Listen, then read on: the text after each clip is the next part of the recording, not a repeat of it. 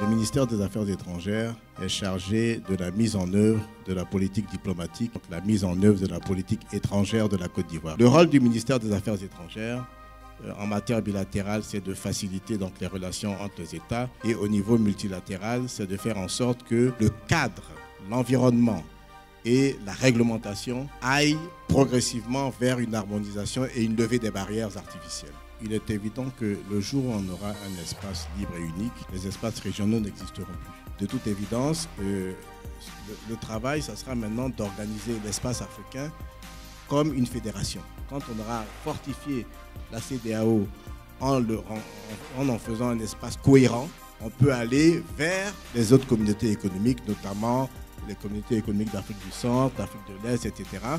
Et puis ensuite vers le grand marché africain. Nous produisons des denrées et nous exportons 90% de ces denrées à leur état brut.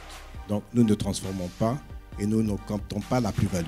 Et nous laissons cette plus-value être captée par les pays consommateurs qui transforment chez eux. Alors la modernisation de l'économie, c'est l'industrialisation par la transformation. L'autre avantage, c'est qu'on ouvre notre continent à la démocratie. L'autre avantage, c'est de faciliter les échanges entre les peuples. Donc les avantages, il y en a plein. C'est le développement culturel qui consolide le développement humain tout court et le développement économique. C'est important d'être à l'écoute de la jeunesse et que donc c'est 77,67% de la population qui met la pression sur nous pour nous dire nous voilà ce que nous voulons. Nous voulons une Afrique sans frontières.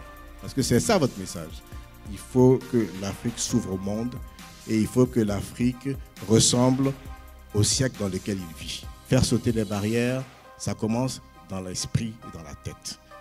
Mais vous savez, le problème de la migration est un problème qui est délicat. Il y a deux aspects. Le premier que j'ai dénoncé, c'est que ce n'est pas parce que quelqu'un n'est pas dans la légalité qu'on ne doit pas le traiter comme un être humain. Donc normalement, sans démagogie aucune, je pense que celui qui est bien chez lui, il ne migre pas dans les conditions dans lesquelles nos jeunes migrent avec les risques qu'ils prennent. Vous savez, nous sommes des pays pauvres, n'ayons pas honte de le dire. La diplomatie, il faut qu'elle soit orientée vers la diplomatie économique essentielle. C'est-à-dire que la diplomatie se mette à la disposition des hommes d'affaires, des jeunes, des start-up qui ont envie de sortir de notre pays pour vendre leurs produits, leurs services, etc. Et il faut qu'on les accompagne comme on reçoit des missions étrangères ici en Côte d'Ivoire. Vous n'avez aucun complexe à avoir. Donc, ce n'est pas à ce niveau qu'il y a un problème.